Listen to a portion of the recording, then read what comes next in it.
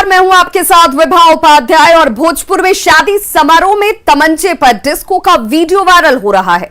Video सहार के बरूही का बताया जा रहा है। जो तस्वीरें आपके टीवी स्क्रीन पर इस वक्त, जहां शादी समारोह में नर्तकियों के डांस का आयोजन किया गया, इस दौरान युवक ने पिस्टल भी लहराया।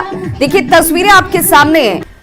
ये सब कुछ तब हो रहा है जब बिहार में लॉकडाउन लागू है। कोरोना केसेस सामने आने के बाद इसकी रफ्तार को कम करने के लिए लॉकडाउन लगाना जरूरी था, लेकिन इसके बावजूद लोग समारोह करने से बाज नहीं आ रहे। सोशल डिस्टेंसिंग की धज्जियां उड़ाई जा रही हैं। तमंचे के साथ युवक के डांसर के साथ सेल्फी लेती हुई ये तस्वीरें इस वक्त वायरल हैं। फिलहाल इस वायरल वीडियो के आधार पर पुलिस मामले की जांच में जुटी है।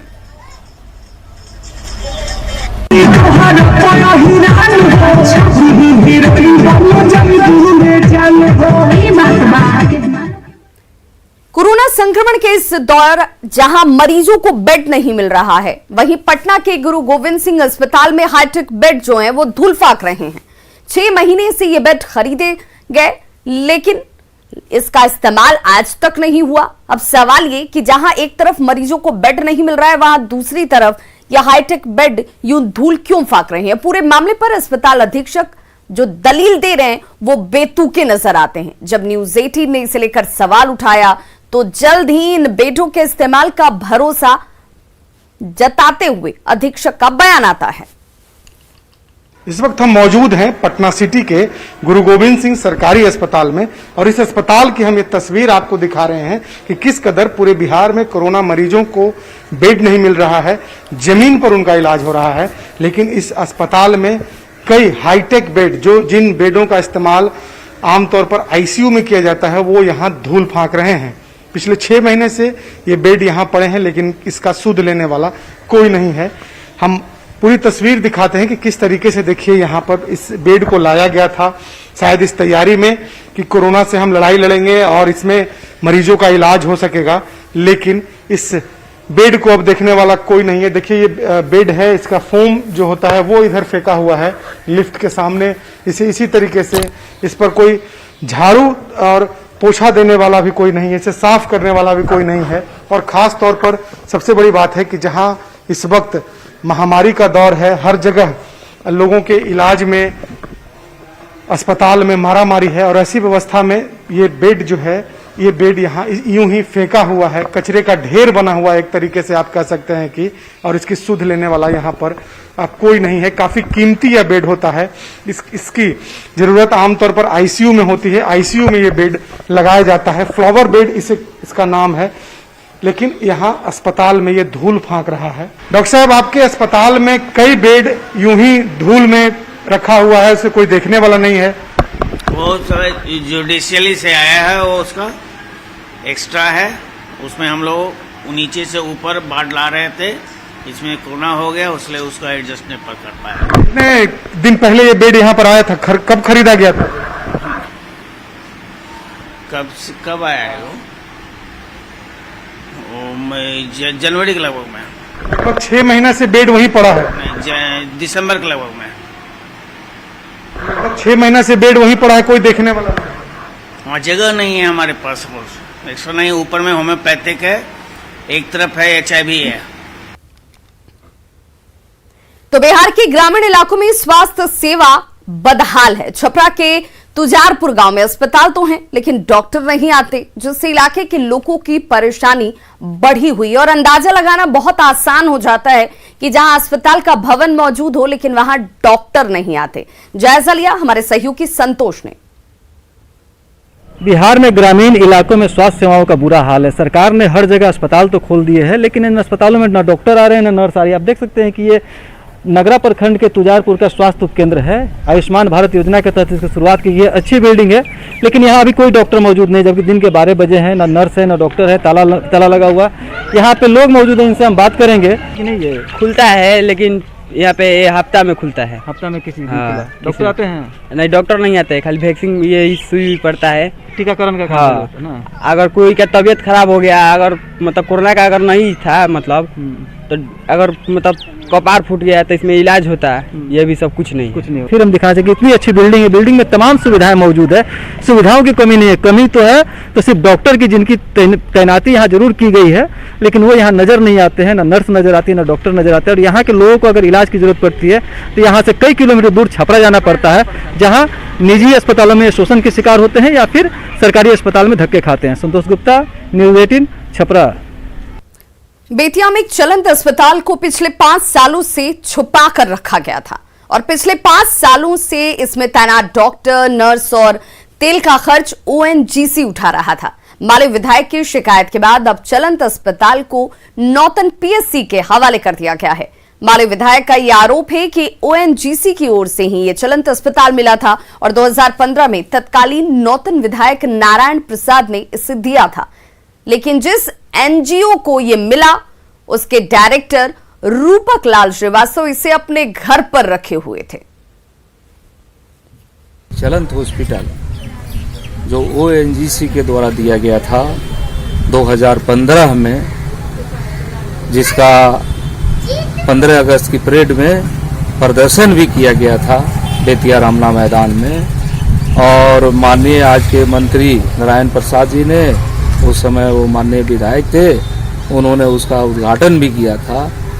उस एम्बुलेंस को जो है नौतन के मंगलपुर गुदरिया गांव में वो रखा गया था रूपक लाल श्रीवास्तव जी के द्वारा। औरंगाबाद में कच्ची सड़क से परेशान खैरा हरनाथ टोला के युवकों ने सरकार के विरोध का एक नया तरीका अपनाया है।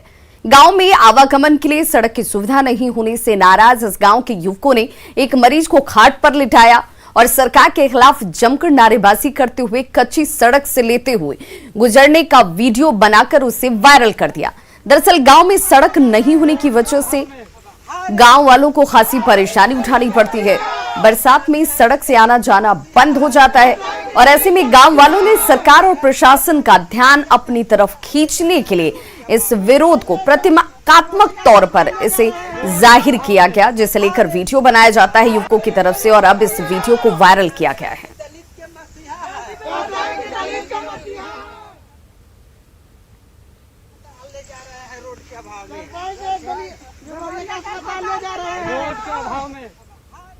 कोरोना काल में मुंगेर सदर अस्पताल के ब्लड बैंक में खून की कमी हो गई है। कोरोना लॉकडाउन की वजह से लोग अपने घरों से बाहर नहीं निकल रहे, साथ ही लोगों को यह भी लग रहा है कि रक्तदान करने से उनकी इम्यूनिटी जो है वो कम हो जाएगी, लिहाजा लोग रक्तदान करने के लिए आगे नहीं आ रहे। ब्लड बैंक में खून की कमी की जानकारी दे रहे हैं न्यूज़ 18 संवाददाता अरुण कुमार शर्मा।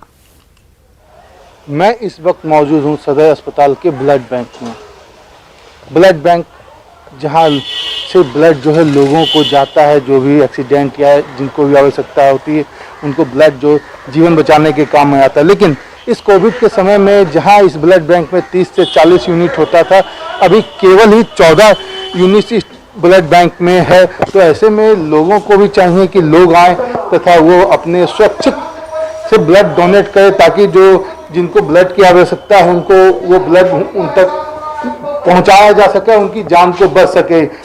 आज साथ में अभी जो 18+ के लिए जो वैक्सीनेशन है, वैक्सीनेशन के बाद अब ये कहा गया है कि अब जो 14 दिन में ही वो ब्लड डोनेट कर सकते हैं। आप देख सकते हैं कि यहाँ पे जो भी ब्लड दान देने के लिए आए हैं, वहाँ पे देख सकते हैं कि यहाँ पे भी अभी एक आए हैं जिन्होंने अपना ब्लड डोनेट किया है। तो ऐसे अन्य लोग भी आए तथा ब्लड दे। यहाँ पे साथ में संजय जी हैं।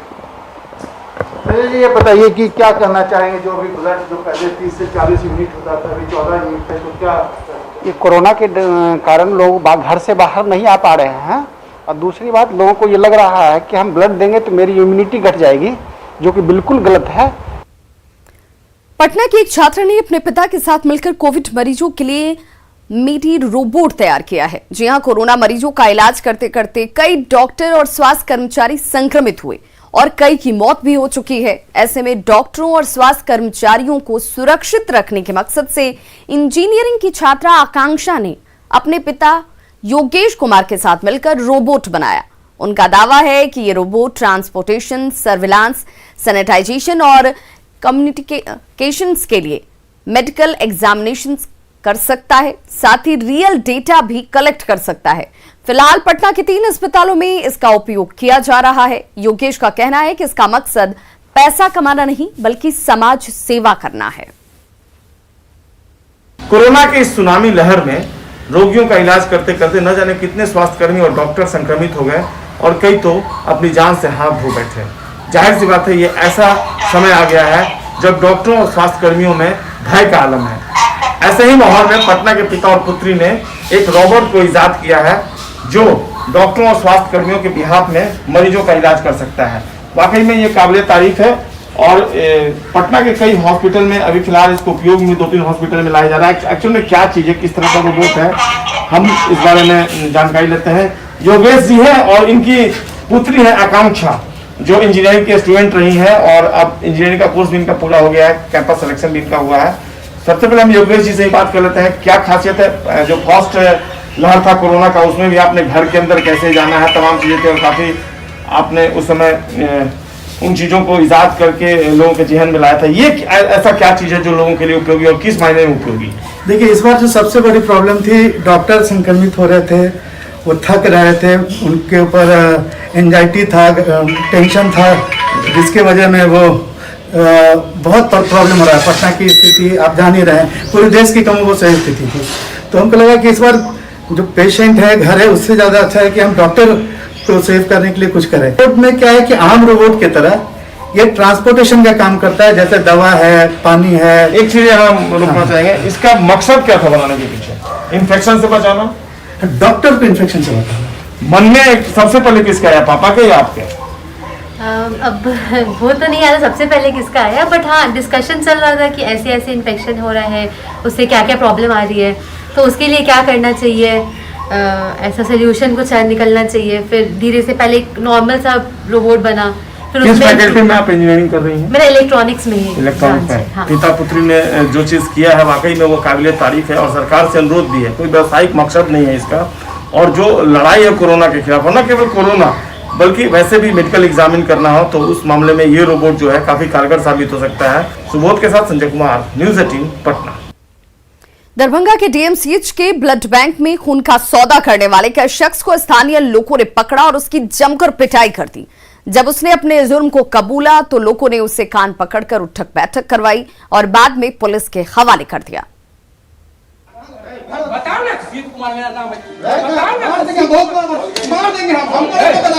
थप्पड़ खाते इस शख्स पर खून का सौदा करने का आरोप है। पकड़े जाने पर लोगों ने इसकी जमकर धुनाई की और उठक बैठक भी कराया। मारपीट करने के बाद आरोपी को पुलिस के हवाले कर दिया गया। पकड़े गए युवक की पहचान शिव कुमार कामत के रूप में हुई, जो एक स्वास्थ्य संस्था के लिए काम करता है। बताया जा रहा है कि डीएमसीएच में एक मरीज को तत्काल B+ खून के एक यूनिट की जरूरत थी। ऐसे में मरीज के परिजनों ने शिव कुमार से संपर्क किया। शिव कुमार ने भी 13,000 रुपए में खून व्यवस्था कर देने की बात कही। सौदा तय होते ही शिव कुमार दरभंगा डीएमसीएच अस्पताल के ब्लड बैंक पहुंच गया। इससे पहले कि वह ब्लड पैसे लेकर जरूरतमंद परिवार को देता, तभी कुछ लोगों की नजर शिव कुमार पर पड़ गई। शक होने पर उसे लोगों ने पूछताछ शुरू की। धीरे धीरे पूरी बात सामने आ गई। आरोपी ने अपना गुनाह कबूल कर लिया। दिल्ली पुलिस ने स्थानीय पुलिस की मदद से नालंदा जिले के राजगीर और बिहार शरीफ अनुमंडल में छापेमारी की और इस दौरान पुलिस ने मैरा गांव निवासी राजेश कुमार को 4 मोबाइल के साथ गिरफ्तार कर लिया। पुलिस ने एक नाबालिग ठग को भी इस दौरान पकड़ा, लेकिन उसे थाने से ही बेल देकर छोड़ दिया गया। इसके अलावा कतरी सराय सुंदरपुर निवासी दीपक प्रसाद को 13 मोबाइल और 16 सिम कार्ड के साथ गिरफ्तार किया गया। पुलिस फिलहाल दोनों को लेकर दिल्ली पहुंच गई है। पुलिस ने कई और जगहों पर भी छापेमारी की, लेकिन सफलता हाथ नहीं लगी। आपको बता दें कि ये लोग ऑक्सीजन सिलेंडर के नाम पर लोगों को साइबर ठगी का शिकार बना रहे थे। लॉकडाउन की वजह से एक बार फिर से प्रवासी मजदूर अपने घर की तरफ लौट रहे हैं। सासाराम में पंजाब के मुक्तसर से एक मजदूर परिवार के साथ जुगाड़ गाड़ी से मुंगेर जाते हुए दिखा। मजदूर के मुताबिक 4 दिनों में 1400 किलोमीटर का सफर तय कर वो सासाराम पहुंचा है। उससे आगे उसे मुंगेर पहुंचने के लिए और करीब 200 किलोमीटर का सफर तय करना पड़ेगा। ने ये बताया कि काम बंद होने की वजह से उनके सामने परिवार चलाने की समस्या थी, लिहाजा गांव जाने के अलावा उनके पास कोई दूसरा विकल्प नहीं था। इन लोगों का ये भी कहना है कि वो गांव में इसी जुगाड़ गाड़ी से सब्जी बेचकर अपना जीवन यापन करेंगे। मुक्तसर पंजाब से। क्या हो रहा था दिक्कत? काम धंधा बंद था, लॉकडाउन पूरा लगा था, सब्जी नहीं मिल रहा था कुछ भी खाने के लिए, इसलिए रह गया। कितना दिन लगा जाने में अभी तक आने में? अभी तो 4 दिन लग गया यहाँ तक। ऐसे ही बनाया हम लाए थे सर, बस वहाँ से गरीब आदमी सोचे कमाए, यहाँ कमाई नहीं होगा, अपना घर जाके बाल बच्चा को पालेंगे, इसी से सब्जी रेडी पर बेचेंगे, खाएंगे, कमाएंगे। और कुछ और खबरों के साथ जल्द होंगे वापस, बने रहिए हमारे साथ।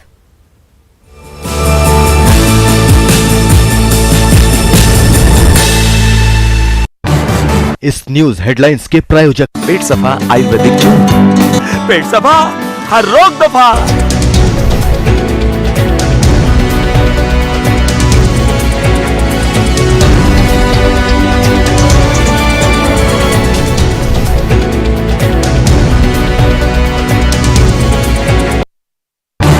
इस न्यूज हेडलाइंस के प्रायोजक पेट सफा आयुर्वेदिक चूर्ण। पेट सफा, हर रोग दफा। कामयाबी से ज्यादा कमियां याद।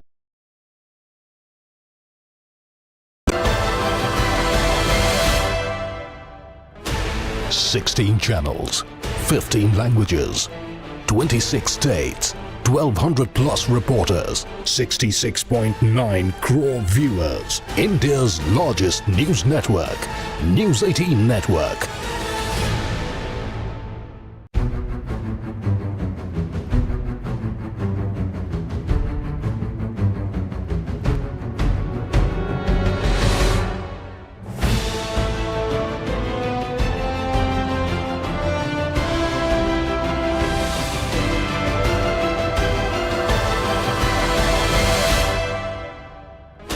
$16 channels, 15 languages, 26 states, 1,200 plus reporters, 66.9 crore viewers. India's largest news network, News 18 Network.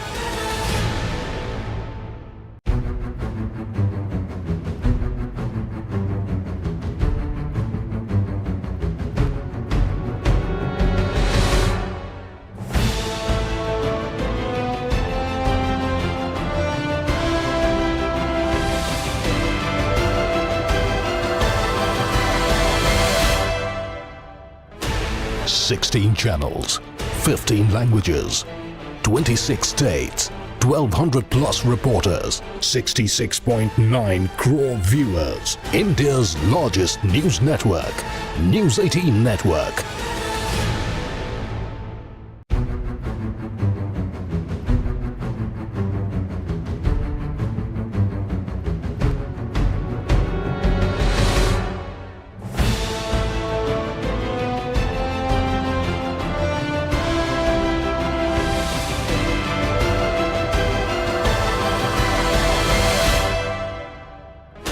$16 channels, 15 languages, 26 states, 1,200 plus reporters, 66.9 crore viewers. India's largest news network, News 18 Network.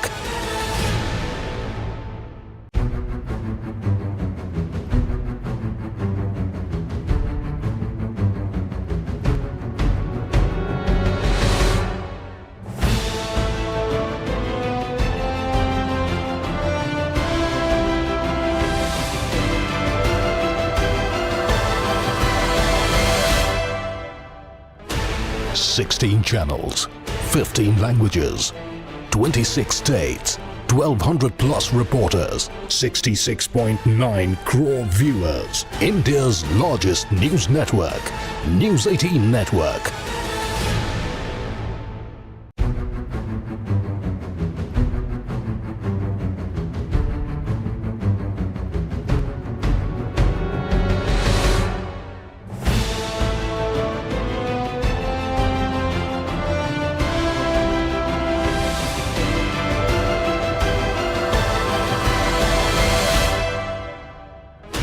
$16 channels, पेश करते हैं आज की सुर्खियां।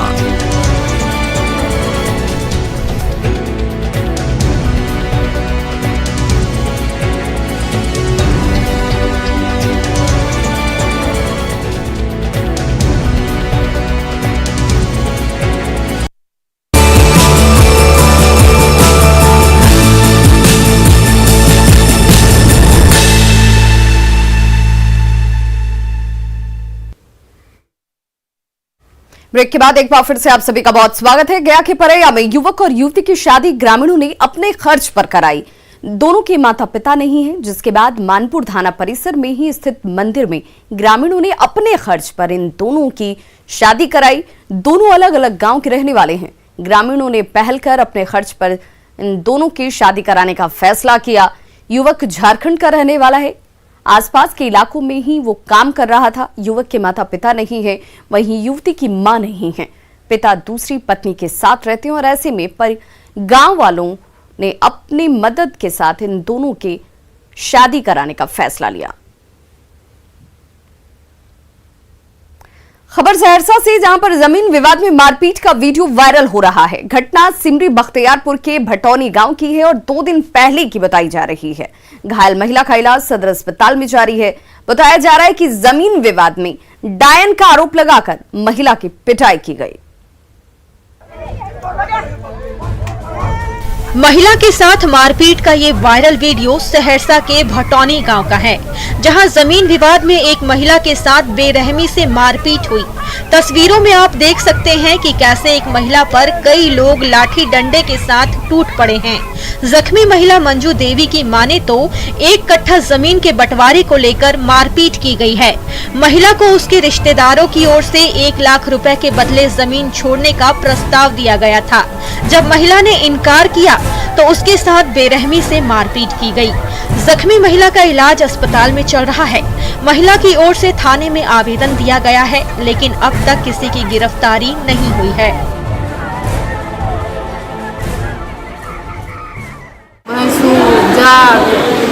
गोतनी, ससुर, सास, जैधी सब मिल के घोलका पीठा से लाठी से खंडी से मार के पैर दल। पश्चिम चंपारण जिला प्रशासन ने बाढ़ से निपटने की तैयारियां शुरू कर दी हैं। सिकहरना नदी से हर साल होने वाली तबाही को रोकने की कोशिश जारी है। मंझौलिया प्रखंड में कई जगहों पर इसे लेकर काम किया जा रहा है। एसडीएम ने काम का जायजा लिया। बाढ़ से बचाव के साथ ही कटाव रोकने पर भी जोर दिया जा रहा है। एसडीओ साहब, बीडीओ साहब और सीओ साहब तीनों आदमी ने हमारे तिरवा क्षेत्र का आज दौरा किए हैं। जहाँ जहाँ ठोकर लगा है सब देखे हैं। जैसे कि हो गया बाथना, बढ़ैया टोला और डुमरी, तीनों और सब पंचायत होते हुए सब देखे हैं और बोले हैं कि जल्द ही काम वहाँ शुरू हो जाएगा। बाढ़ से हम लोगों को ये सेमरा से लेके डुमरी तक बहुत तबाही रहता है। जर्जर हालात है। ठोकर का जो बथना है हमारे पंचायत में और बढ़ैया टोला है, यहाँ काफ़ी बहुत परेशानी है। तिरवा के बाची हूँ। यहाँ 2 साल 3 साल के बाद बराबर सैलाब आता है, जिससे हम लोग काफ़ी उससे प्रभावित हो जाते हैं, क्षतिग्रस्त हो जाता है। इसमें बांध टूट जाता है, ठोकर गांव भी कट जाता है। तो खबरों का सिलसिला लगातार जारी है। आप देखते रहिए न्यूज़ 18 बिहार झारखंड।